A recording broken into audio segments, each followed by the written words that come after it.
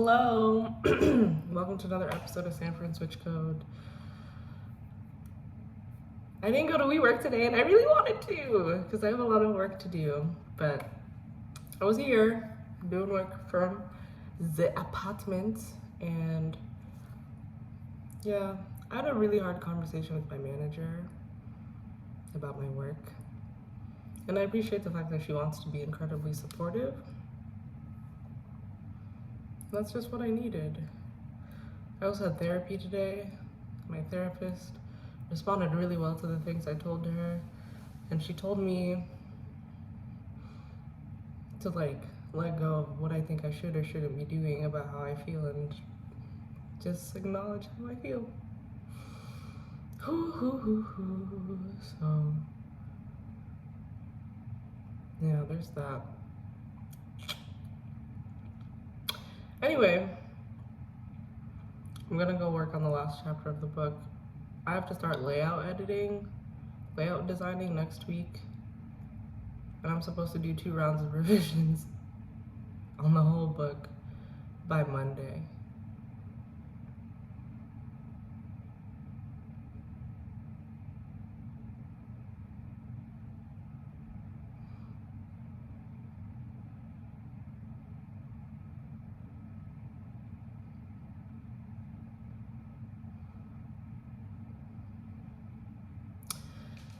Anyway, we'll see what happens. I'm going to try my best.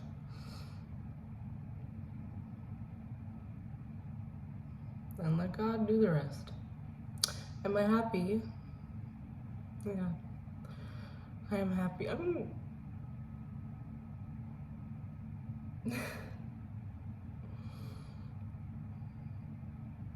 really, God.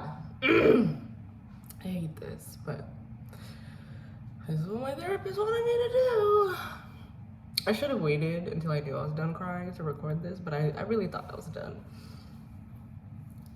But anyway, in the question of being happy, I'm happy and I miss Houston.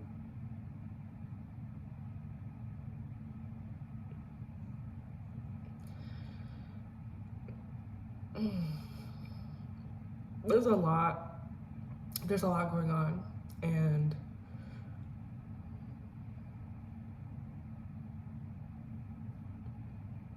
it's not a good idea to be alone.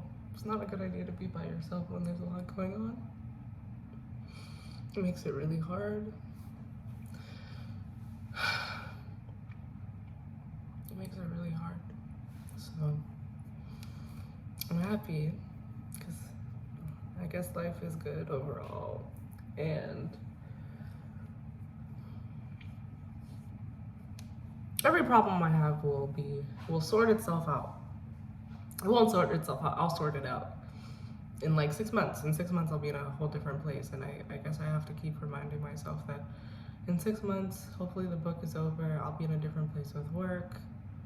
Maybe I'll have a damn couch by then.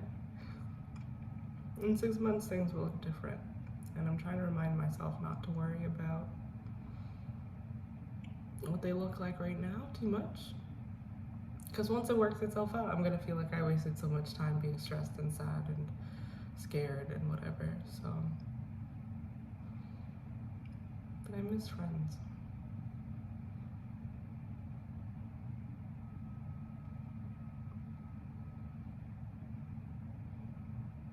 I had friends in college, then I lived with my family after college. And then I had a really rough patch in 2020 because I had a roommate, but she wasn't really talking to me, and then there was a lot of stuff going on, and then one of my best friends moved to Houston. And that was so necessary for me and for him. We were both going through it, and we were both, we lived with other people, but they weren't, your best friend. So when he moved to Houston,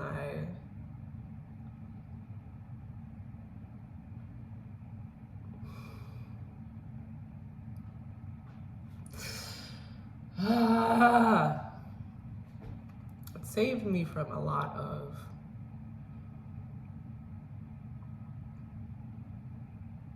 really bad nights. Because there'd be days that I was really struggling and he'd hit me up and be like, hey, you trying to go get ice cream? Hey, you want to hang out? Hey, let's watch a movie. And I wouldn't tell him that anything was going on. We'd just hang out. And that's what I needed. I didn't need to talk about it. I just needed a reminder that there's more to life than the shit that's stressing me out. And then, I guess what I'm trying to say is I wish I had that here. I wish I had a random person to be like, hey, what's up? When I feel like this.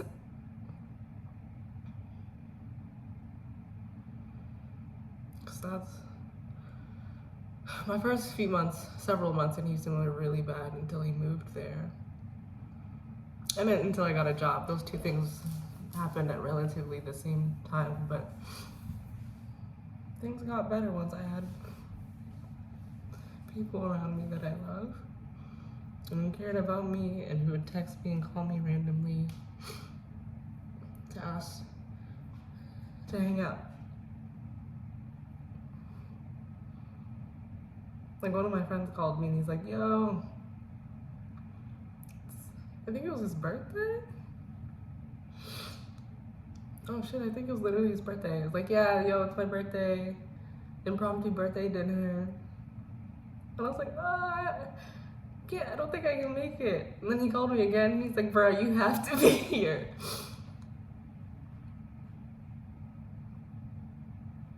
And I need that. I miss it.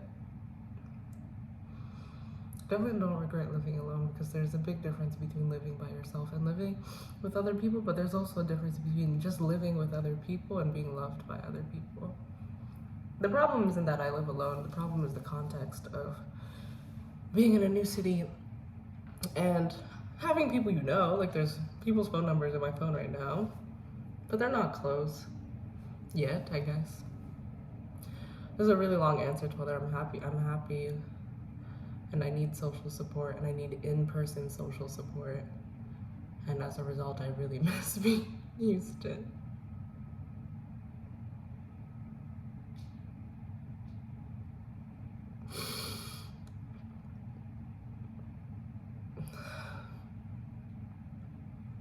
Let alone the fact that all of my friends in Houston are going through a lot right now. Like, it's ironic, like, I'm going through shit, but part of the reason I'm upset is because all my friends are going through shit, and I'm not there.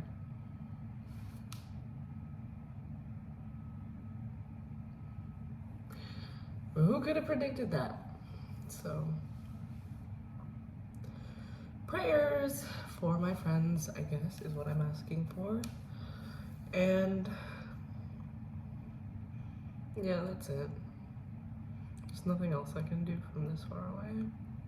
Even if I was in the same place as them, all the problems they have are problems I can't help with.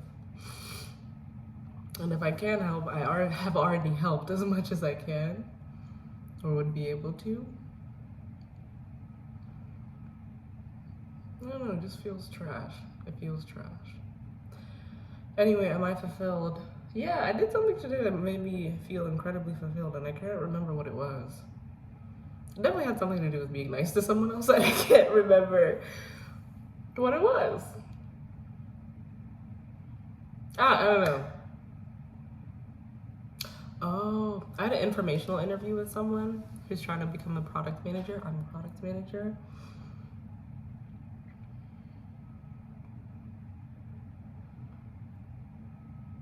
And it was a nice reminder of how much it means to help other people make their life into what they want, which I guess is the whole point of writing this book. Which I need to remind myself when I feel stressed about how much I have to do. Yeah. I guess the idea of how fulfilling the book would be to other people is super fulfilling. I just feel like trash because it's not gonna be the best book. I guess that's why you have second editions. I don't know if I even want a second edition. I just know that so much has happened in the past year since I decided to start writing this book that I had no idea was gonna happen. And it's meant that I can't write, or I haven't written the book that I would have wanted to. It's a damn good book. Don't get me wrong about that. It's incredibly well researched, it's well written. With all these revisions, it's hopefully going to be well structured. But it could have been better. And I guess that's my problem, right? So obsessed with being better in ways that don't matter. Like, if it helps people, who cares if I could have had 7 more poetic metaphors in a chapter? I care, but I shouldn't care to the point of harming myself if at the end of the day it helps people. I definitely have to get my head around that. What did I learn about Oakland? Sorry.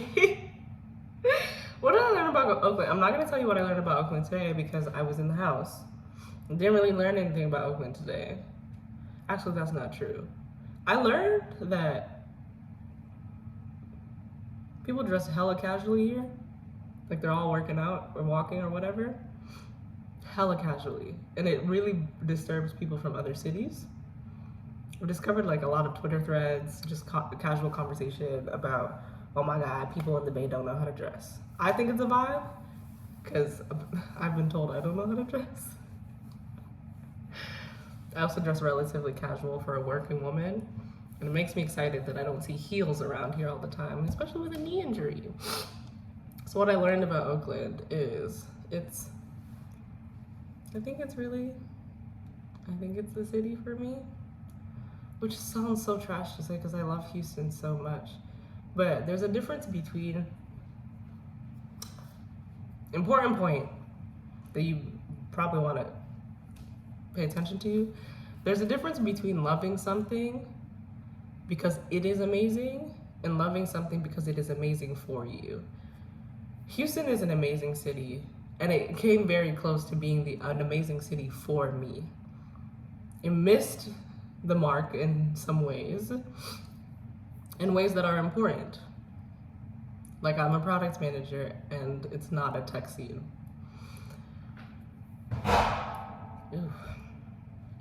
Oakland. I love Oakland because it's for me. I love Houston as an observer, but I love Oakland because it's for me. Besides the weather, bro, I'm always cold. The heat is on right now. I literally have a sweater and a turtleneck. But besides that, the art, the culture, the cars, the way of dress, the amount of dogs out here. Not the food. The food, Houston will win. I hate the food out here, and I can't believe anyone calls it good. They clearly have never been to Houston, which is so sad. I've only been to one restaurant where the food is good. I've been to some places where something was good, but not all of it. Not a vibe, not a vibe. Anyway, Oakland is good for me. The water, the air, the dogs, the cars, the skating, the casual atmosphere, the tech scene. Bruh, if this city were, I tweeted this, if it were $10,000 cheaper to live here and 10 degrees warmer consistently,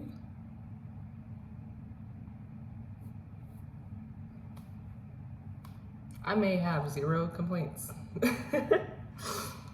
Anyway, what did I learn about life in general today? I learned that I deserve to be loved. Like, truly deserve to be loved, like deeply loved. And it's like one thing to like know that at the top of your head, but there's a difference between just knowing, yeah, I should be loved, and like feeling in your core that you deserve to be loved. And part of a consequence of trauma is sometimes feeling like you don't deserve to be loved and unworthy. And today I know, and I learned, and I've got it in my head now that I deserve to be loved. And that feels really warm. and all my imperfections and all the BS that I go through or experience or literally create, I deserve to be loved. So I'm gonna go love myself while working on this book. Bye.